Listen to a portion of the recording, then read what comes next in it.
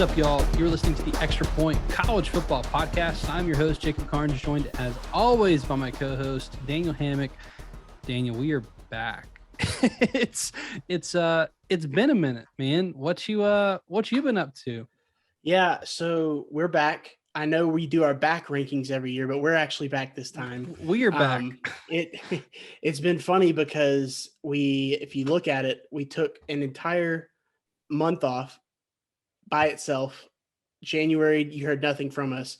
You heard from us at the very beginning of December, and this is the very end of February. So we took Only some 1 month time off. Yeah. So, we came to the end of college football season and everything, and we did the recap of the championship weekend and the preview. But as things got close, you were buying a house, we were having a baby. We kind of got caught up. Holidays. And then you think about it. I mean, we got caught up being fans ourselves. It was one of those moments where we were just enjoying it. We both had very busy schedules around that time. So, we decided to just kind of go with the flow. That flow has led us to here, where we both have tried for about 2 weeks to get on the page, and now we're here. So I'm excited to be back. This is what we love to do. We're going to be doing this all off season, just like normal. But yeah, this was a fun time in the life. We had a baby 2 days after the national championship game.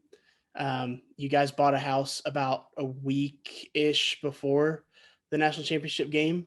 So if anyone's ever had a baby or bought a house, you understand all the extras that go into this, in addition to obviously this not being our main bread winning account by any means. So we, you got to prioritize what you got to prioritize. But hey, we're back.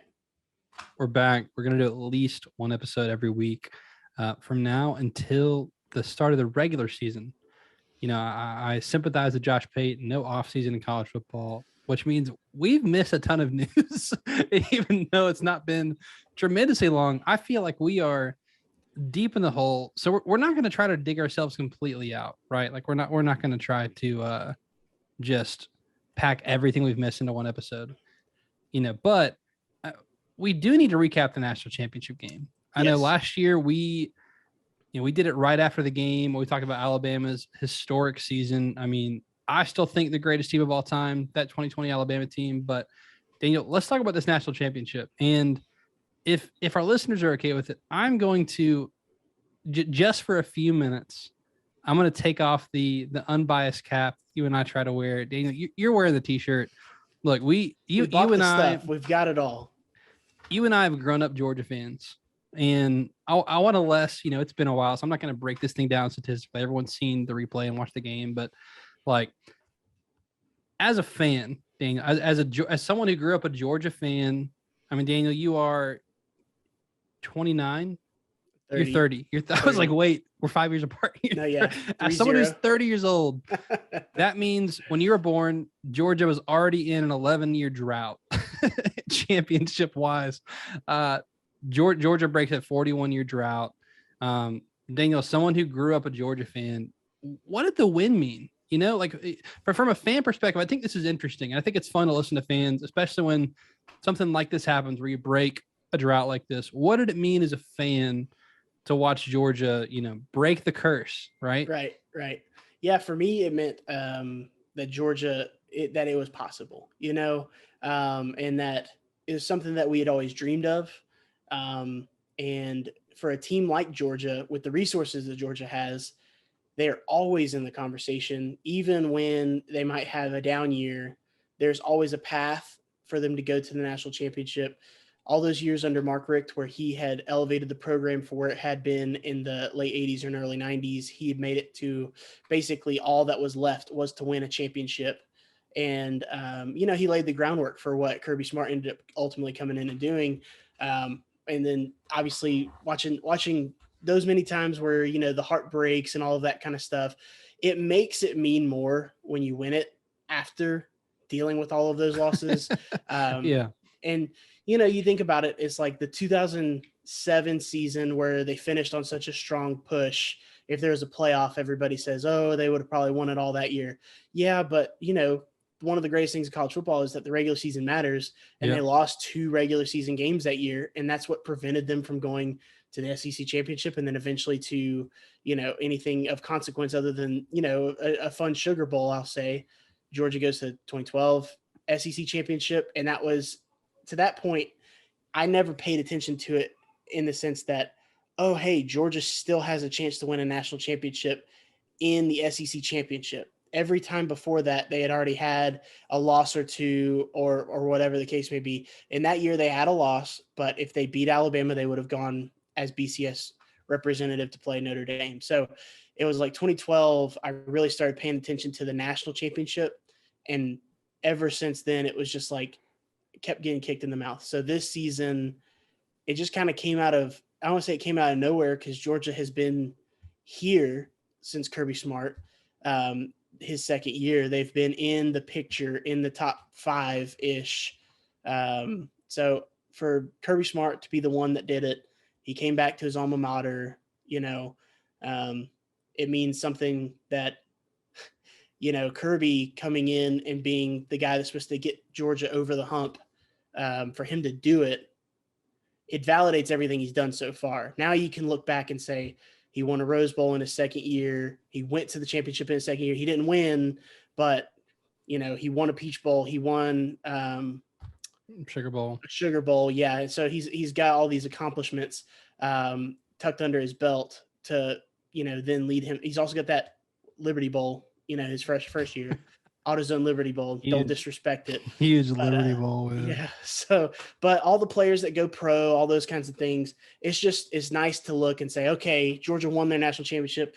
I think even as just a general college football fan, if you're not a direct rival to Georgia, it's nice to kind of tie a bow on it and say they're a valid program. You don't have to discount them and say they'll never win because now they've won. And you can just kind of say they're in that elite class. And as long as they keep recruiting the way that they've been and doing what they've been doing, you can't say, yeah, but when they are number one in recruiting, you can't say, yeah, but they're not going to win a national championship.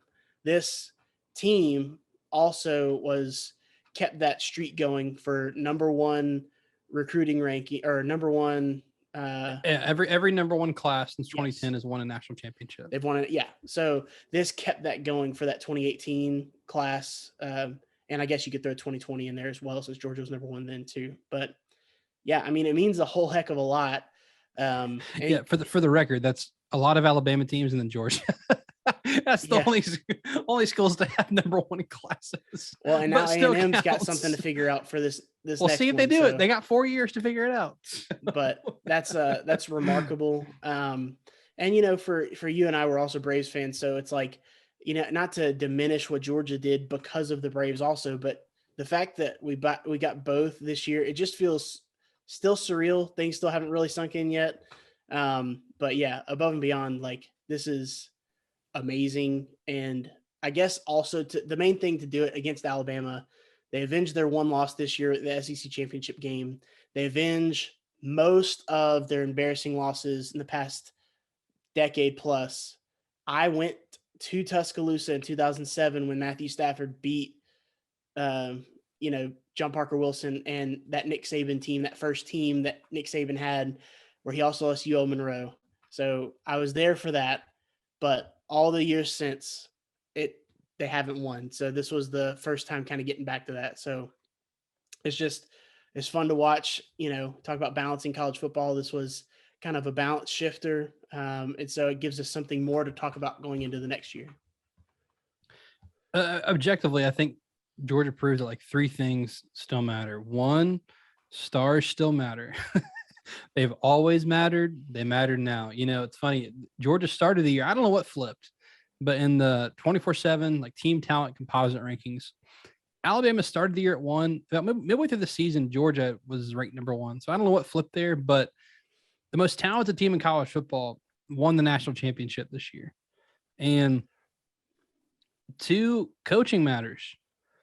Georgia had guys ready to play. Like if you go back to the beginning of that season, Daniel, I mean, you'd have thought the season was over when it was announced like, hey, Arik Gilbert, not on campus. Like Darnell Washington, your star tight end, you thought goes down with an injury. Tyke Smith, your starting star, goes down with an injury, then tears his ACL. Yeah. Like Arian Smith, he goes down for the season. George Pickens wasn't there all season. He ended up coming back towards the end of the season. Your quarterback.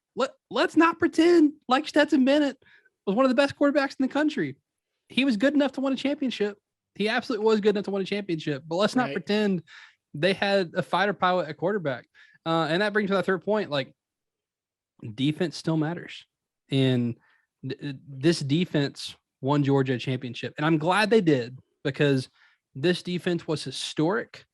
And I would argue, because, I think it's this defense. You could go like 2001 Miami, 2011 Alabama, as far as historic defenses go. But offenses have never been more explosive in college football than they are now. So the fact that maybe not every stat was better than those teams, but the fact that it's close or comparable and then sometimes better, this might have been the greatest defense of all time. So I'm glad Georgia's offense was good enough to win them a championship, because it was deserved. It's almost like in 2019, Ohio State's offense this year, if they had had a formidable defense, could have given anybody a run for their money in the championship game. So I'm glad, Georgia proved that those three things still matter.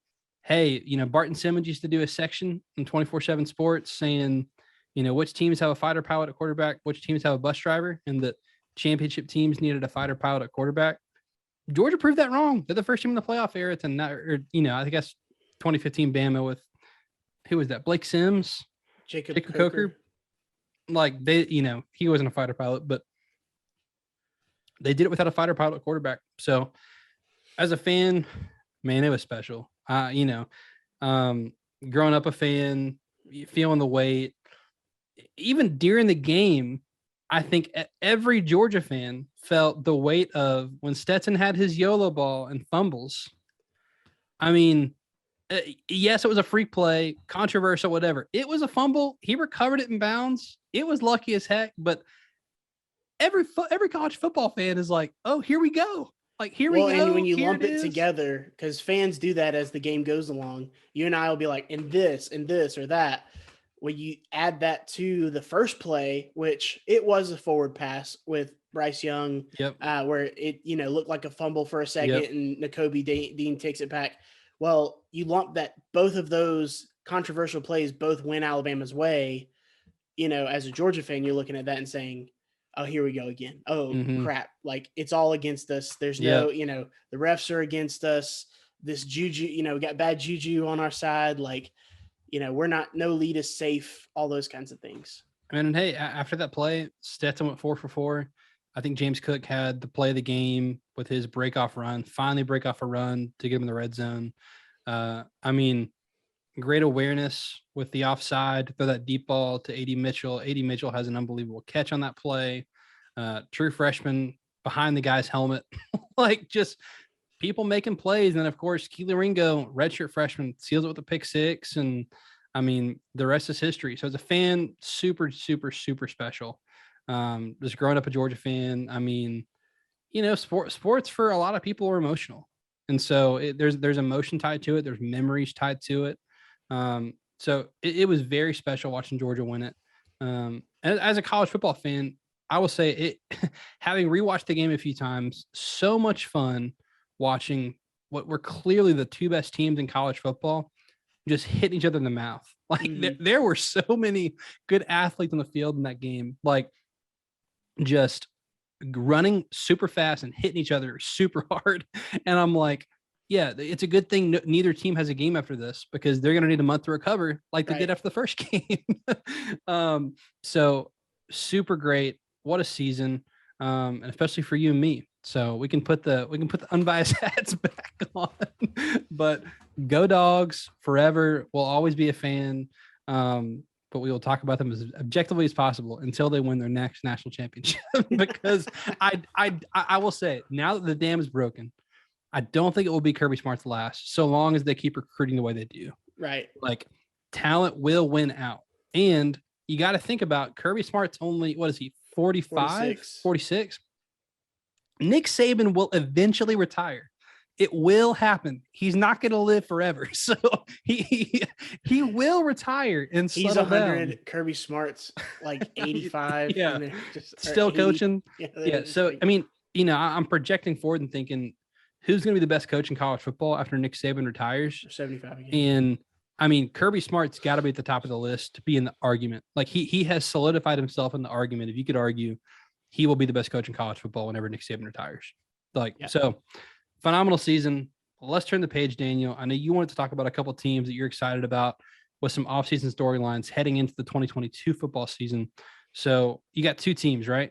Yeah. We did two teams. I mean, I'm excited about a ton of teams, but Jacob, with like recruiting, obviously early signing day and then regular traditional signing day, and then you throw in transfer portal, just the movement, and along with coaches, you just get so much movement now. And you get a lot of like secondary movement, like a new coach goes here, so this quarterback leaves, or this, whoever. So the one of the teams I'm most excited about is Ole Miss. And it's like, well, they just lost Heisman, all everything, Matt Corral, and like 3 running backs all to the NFL, and they're probably all going to get drafted, or at least be on NFL rosters next year. So it's like, okay, well then they also lose, John Reese Plumlee, my dude. He's going to probably go be a starter down in Central Florida. So what do? Well, they go bring Jackson Dart in from USC after the movement there with coaches and quarterbacks and all. And then so you got a stud quarterback, and then what do you need when you when you turn around and hand it off? You need a stud running back. Well, Zach Evans, after the movement with TCU, he ends up transferring as well. So I'm looking at 2 guys. Well, Jackson Dart will only be a sophomore, but you've got Zach Evans in a money year ready to get paid in the NFL. So he's probably only going to be there 1 season. And I'm just looking forward to what Kiffin's going to do with those 2 guys. Zach Evans averaging, there's like 7 yards a carry last year for TCU, having a good year, just not really getting talked about because TCU. Now you move him into the SEC. He's going to be playing on the big stage. You're going to see him against Alabama. You're going to see him against LSU. You're going to see him against all the major players in the West. I guess I need to say Texas A&M as well. You're going to see him against all these people. And they may just have another stud quarterback. So that's one thing with Lane Kiffin where you're going to kind of question. Is he going to be able to recruit well in this age of the transfer portal? So long as he can keep developing quarterbacks the way he does, he may keep getting, a bounce back blue chipper every year from one of these schools that, he may lose the battle. Well, Kiffin will win with him. So that's one I'm really excited about. Next one would be LSU. I'm just like over the moon excited to see what Brian Kelly's going to do. Excited or interested? I'm excited. I mean, both. It's intriguing. It's intriguing. Like the marriage that's it seems like it's maybe not a natural fit, but also what is a natural fit? Because I feel like before Ed O, we didn't really talk about it having to be some like cartoon character of a guy. Like Les Miles was there, but like, yeah, he was weird. He was eating grass and stuff, and he was obviously doing other bad things behind the scenes, but like on the field, yeah, he was a little bit weird, but it was like he's just a football coach. Like it wasn't something crazy. So I'm excited to see. I think that's one thing that LSU has been missing is like kind of a structure and development of what they already have, which is just a bunch of natural resources. So that's going to be fun. I don't want to get too early on it, but I'm really high on Miles Brennan this year. He's been kind of, going back and forth and all, he's had ups and downs. He's had injuries and everything. His decision to stay was a really big eye opener for me with Brian Kelly. Obviously they bring in Noah Cain. We'll get a deep dive into everything, but Noah Cain, running back from Penn State, he was a blue chip top 5 back when he came out of high school. So, I think they've just got some really good talent in house. They obviously have a good, good transfers and everything coming in. Good Walker Howard, quarterback, 5-star coming in, freshman. So I'm just excited to see what Kelly does with these guys, because I do think that the fan base is kind of split on him. I think they're excited to have a change because, they don't want to have another embarrassing season 3 embarrassing seasons in a row would be ridiculous. So they're over that. But on the other hand, it's like he's not technically one of their own. And the whole, everybody making fun of him for his fake accent, and then all his videos and stuff. We're gonna get to the season, and I think that a lot of LSU fans are gonna turn into big Brian Kelly fans. My sister-in-law is a LSU fan, and her family, they don't like Brian Kelly just yet. So I'm interested to see if that turns for the better as the season goes on. Brian Kelly spent 12 years at Notre Dame. He had double-digit wins 1, 2, 3, 4, 5, 6, 7 times, and played for and one national championship, went to 2 playoffs. I mean, again, it's really impressive because Notre Dame can't recruit at the highest level. I don't think they can. I don't think they can be a tier 1 recruiting because of the level of school they are. Mm-hmm. I think they're a tier 2 recruiting school. But yeah, I think theatrics aside, he's a dang good football coach. And I'm excited to see when actual football happens and we can put the theatrics of recruiting aside and like everyone can talk about how funny it is and whatever. When it gets to Saturday in the fall, what's LSU doing? Are they because I think Brian Kelly coaches disciplined football. And so like, I just think he's a good program runner. I think so. I'm intrigued. I've always wondered what would Brian Kelly do in the SEC. Now we get to find out. That is so SEC fun. West, man, is just like that's just so fun. Like every little intricate detail. Like, give me everything SEC West this year. So I love it. So 2 teams I want to hit on. I mean, Daniel, you mentioned Brian Kelly to LSU. That's one example of a major head coach at a major university leaving to go to a different school. And for the record, I do think LSU is a much better job than Notre Dame.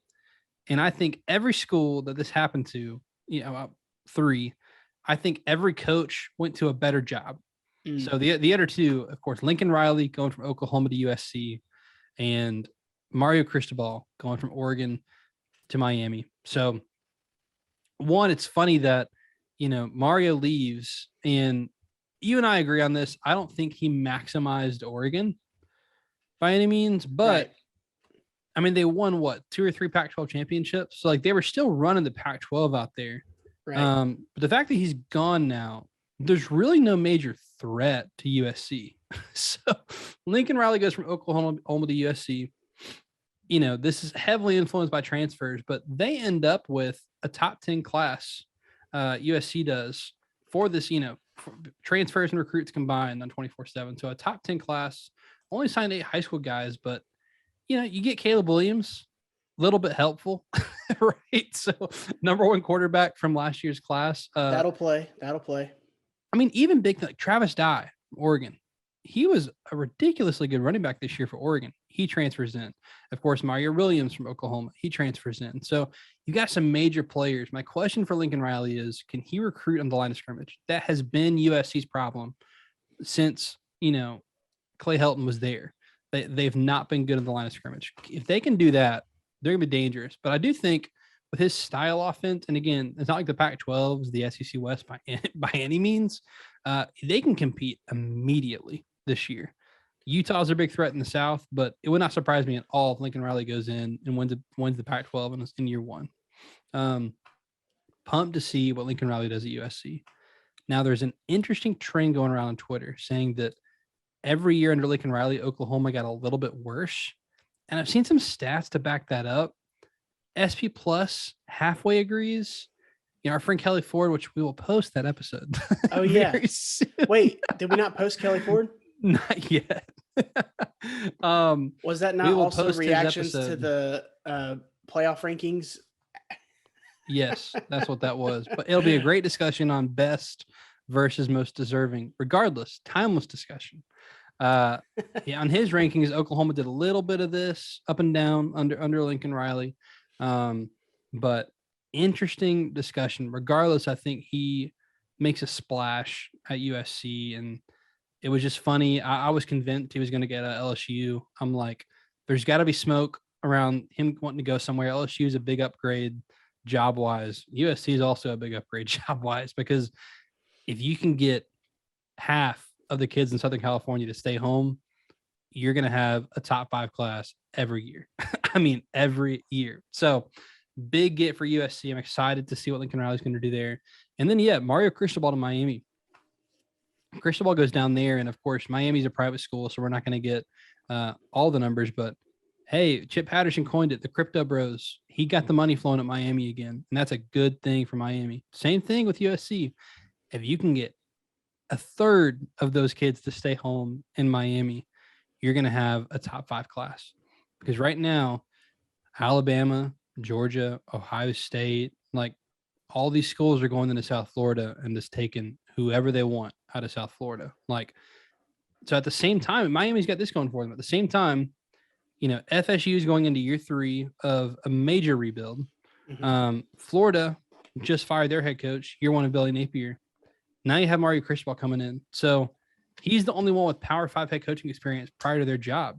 So, I mean, like, what a time to come in and just lock down Miami. You already have a leg up on the other in-state schools. So pumped to see what Miami's going to do. They've hired some really good recruiters on their staff, mm-hmm. which, again, what do we say about Georgia this year? Stars matter. Gosh, if you just accumulate talent, coach them up a little bit, you're going to win a lot of games. You cannot out-coach 6'4", 280, 4'4".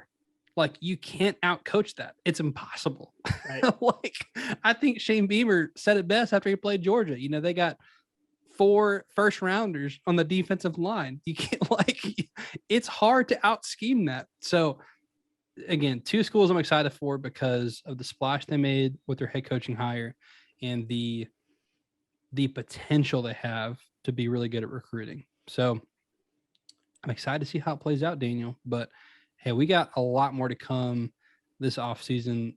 2 episodes you will hear that were recorded this past season that just got lost in the shuffle. So 1 with Kelly Ford, 2 kind of stat episodes. Kelly Ford has his own ranking system, similar to SP Plus, uses advanced metrics and stuff like that. But we had a really good discussion about best versus most deserving and which one should be in the top 4 of playoff rankings. So I thought that was a really good discussion. And then Parker Fleming at Statso War on Twitter, we had a really good conversation with him this season just about advanced metrics. I feel like we throw these out sometimes, and I know I didn't have the best understanding of them before diving in. And so we just had a really good conversation with him about kind of some of the advanced metrics that we look at, you and I, Daniel, some of the stuff that he looks at. Really, we just handed him the mic and let him talk because he's the expert. So that was a really good episode as well. Those will be dropping very shortly after this episode, but we're back, Daniel. We're back. Let's do it. So if you have content you'd like to hear, hey, tell us. We're on Twitter. Daniel's at Deep South Daniel. I'm at Jacob Carnes with a K. Tweet us something you want to hear about. Go on Apple Podcasts. Leave us a 5-star review. In that review, tell us what you want to hear, and we will record a podcast on that during the off season. I know. Sorry, Josh Pate. You can also leave us a 5-star review now on Spotify. Can't write a review, but you can leave us 5 stars on Spotify. Be sure to do that as well. But Daniel, any closing thoughts? Our first podcast back. This feels good. This feels right. Feels right. I'll just mention, you mentioned those head coaching moves, and I feel like it still only scratches the surface of the movement that's happened. We're really excited to jump into it, but we did our top 10 jobs, top 10. I think we have to revisit that. We'll have to look at it again, but that's one thing. It's just how many of those top 10 jobs opened up this year, whether directly because of a firing or something like that, or indirectly from their coach leaving for another school.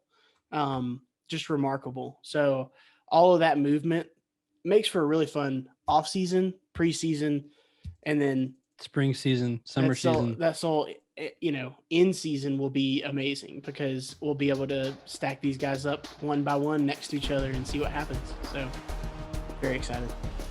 Love it. Well, hey, that will do it for this edition of The Extra Point. He is Daniel. I'm Jacob. See you.